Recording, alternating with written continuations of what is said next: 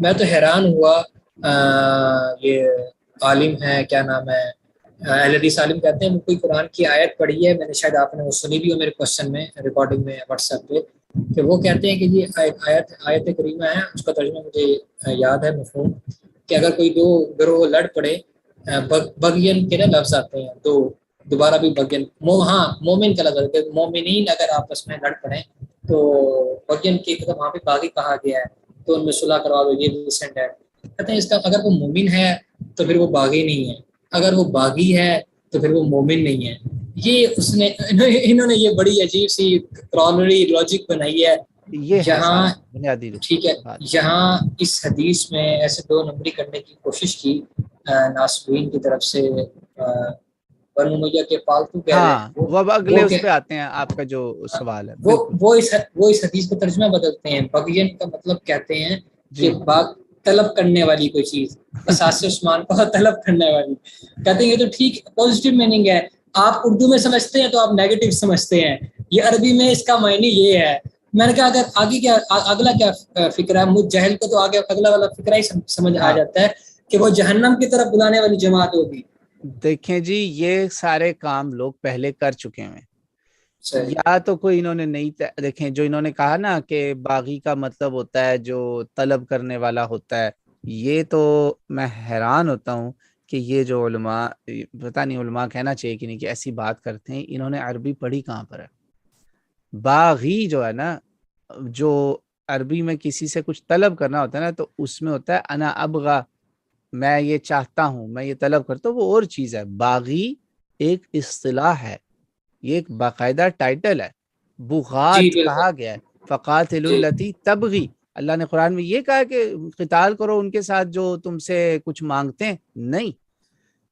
بغا کا مطلب جو مصدر ہے وہ ہے طلب کرنا، مگر اس میں کوئی طالب دنیا ہو سکتا ہے، طالب حکومت ہو سکتا ہے، طالب شر ہو سکتا ہے، وہ کئی چیزیں ہیں. لیکن جب ایک وہ ٹائٹل بن گیا نا، جیسے آج نبی پاک صلی اللہ علیہ وسلم کا نام ہے محمد، اب محمد سے آپ حمد کے اوپر جا کے اس نام کا وہ مصدر نکالیں اور اس سے آپ صلی اللہ علیہ وسلم کی صفات ہی آپ بدل دیں، تو یہ تو ظلم عظیم ہوا نا.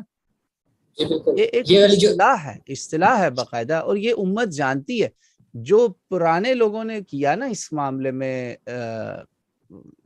کتمان یا جو بھی، وہ زیادہ سے زیادہ یہ تھا کہ کسی نے چھپا لیا حق، یا کسی نے انکار ہی کر دیا کہ یہ حدیث ہی نہیں ہے، جو آج کل غامدی صاحب نے کیا، حدیث عمار کا انکار کر دیا. یہ پرانے حربے ہیں، مکر جاؤ، صحیح حدیث سے انکار کر دو، آسان کام ہے. مگر یہ یہ جو کام ہے نا ادھر، یہ جو کہ معنی ہی بدل دینے، خود نہیں بدلتے قرآن کو بدل دیتے ہیں، یہ قرآن بہت کو بدل دیتے ہیں. نہ کریں. بھائی مان لو غلطی ہوگی، ختم بات، ساری امت جانتی. قتال البغات کی تفسیر پڑھ لیں، فقاتل التی تبغی سورہ حجرات کی تفسیر پڑھ لیں، احکام القرآن قاضی ابو بکر ابن العربی کی پڑھ لیں، طبری پڑھ لیں، ابن کثیر پڑھ لیں، یہ سارے اہل سنت کے مرجع ہیں. یہ وہ جی تفسیریں ہیں جس سے ہر سنی امام ریفرنس لیتا ہے. تو یہ جو ان کی انٹرپریٹیشن ہے نا، اگلا جو ہمارا ایشو ہے کہ یہ باغی کا یہ مطلب نکالنا کہ نہیں، اس کا مطلب ہوتا ہے کہ وہ طلب کر رہا ہے، یہ تو ایک پازیٹیو میننگ ہے. نہ تو یہ حدیث کے سیاق و سباق سے بیٹھتا ہے، وہاں جنت بالکل. دوزخ کی بات ہو رہی ہے کہ وَيْحَكَ عَمَّارَ سَتَقْتُلُكَ فِئَةَ الْبَاغِيَةِ، عمار تجھے اللہ، یعنی اللہ تیرے پر رحم کرے، تیرا قتل کر دے گا یہ ایک باغی گروہ، اور وہ فَإِنَّهُمْ يَدْعُونَ إِلَى النَّارِ، جدھر وہ لوگ ہوں گے وہ آگ کی طرف بلائیں گے، اور تو جدھر ہوگا وہ جنت کا راستہ ہوگا. تو اس لیے عمار رضی اللہ عنہ کا صحیح سندوں سے ہمیں پتہ چلتا ہے کہ جب وہ ان کی فوج میں نہیں آئے، امیر شام کی، ادھر آ گئے وہ ان کی امیر المومنین علی ابن ابی طالب کرم اللہ وجہہ الکریم کی فوج میں آ گئے.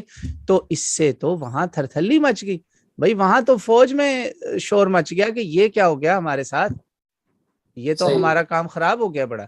اگر بالکل. باغی کا ایسا مطلب نہ ہوتا جی ٹھیک ہے. بغاوت کا، تو وہ جی کبھی جی بھی یہ نہ کہتے اوہ اچھا مٹھائی بانٹو. مٹھائی. This very unfortunate. یہ علمی خیانت ہے، لوگوں کو دھوکہ دینا ہے. اسی کہ لیے اہل حدیث توبہ نام ٹائٹل یوز کرتے ہیں اور اپنے آپ توبہ. کو اللہ سلف کرنے والے گئے مگر سلف سے، یہ وہی والی بات ہے. یہ کوئی سلف نہیں جی، یہ سلف کو فالو ہی نہیں کرتے. میرا قاری